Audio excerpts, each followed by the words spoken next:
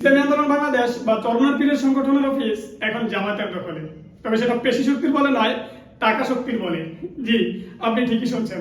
কুড়িগ্রাম জেলার চিলমারী উপজেলার ইসলামী আন্দোলনের অফিসটি এখন জামাতের অফিস হিসাবে বিবেচিত হবে। চিলমারী বাজারের কেন্দ্রীয় মসজিদের দ্বিতীয় তলার যে অফিসটি ইসলামী আন্দোলন বাংলাদেশ বেশ কয়েক বছর যাবৎ ব্যবহার করতেছিল, সেটা এখন জামাতের অফিস হিসাবে বিবেচিত হবে। 5ই আগস্টের পট পরিবর্তনের পরে মসজিদ কমিটি থেকে শুরু করে বাজার কমিটি সব জায়গায় পরিবর্তন আসে। আর সেই পরিবর্তনের সুযোগকে কাজে লাগিয়ে মসজিদ কমিটির কাছ থেকে প্রায় 3 গুণ বেশি টাকা দিয়ে ইসলামী আন্দোলনের অফিসটি জামাতের অফিস হিসাবে উদ্বোধন করা হচ্ছে। এই বিষয়টা আরো স্পষ্ট হয় স্থানীয় প্রভাষক আমজাদ হোসেন আজমির মাধ্যমে। তিনি বলছেন যে আমি বেশ কয়েকজন জামাতের দায়িত্বশীলকে বলেছি তারা যেন অন্ততপক্ষে ইসলামী আন্দোলনের অফিসটি নিজেদের করে না নেয়। তারা আমাকে কথাও দিয়েছিল যে তারা বড় পরিসরে অন্যত্র অফিস দেখতেছে, কিন্তু তারা কথা রাখেনি। তারা মসজিদ কমিটিকে 3 গুণ বেশি টাকা দিয়ে আমাদের কাছ থেকে অফিসটা নিয়ে নিছে।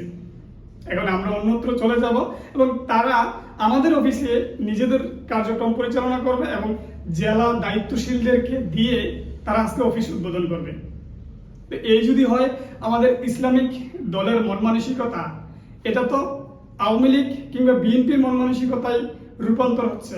কারণ আমরা ইতিমধ্যে দেখছি বেশ কয়েক জায়গায় আওয়ামী লীগের অফিসগুলো এখন বিএনপির অফিস হিসাবে পরিচালিত হচ্ছে। তো এটাও তো তারই নামান্তর।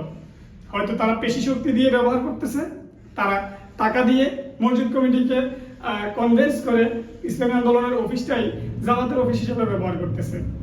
তো এই যদি হয় আমাদের ইসলামিক দলের মন মানসিকতা, এই যদি হয় আমাদের দিন কায়েম বা ইসলাম প্রতিষ্ঠার রূপরেখা, তাহলে এদেশে কি আসলে ইসলাম প্রতিষ্ঠা হবে? এদেশে কি সাম্রাজ্যবাদীর অবসান ঘটবে? যদি হয় আমাদের ইসলামিক দলের মন মানসিকতা যে আমার টাকা আছে বা তাদের সংগঠন স্ট্রং, অনেক টাকা আছে, তাই বলে ইসলামী আন্দোলনের অফিসটাকেই কেন নিজেদের বাছাই করতে হবে? আপনাদের টাকা আছে, বড় পরিসরে ভালো জায়গায় নিতে পারেন, কিন্তু একটা দলকে অবজ্ঞা করে এটা রানিং অফিস থেকে উৎখাত করে নিজেদের অফিস হিসাবে ঘোষণা করবেন।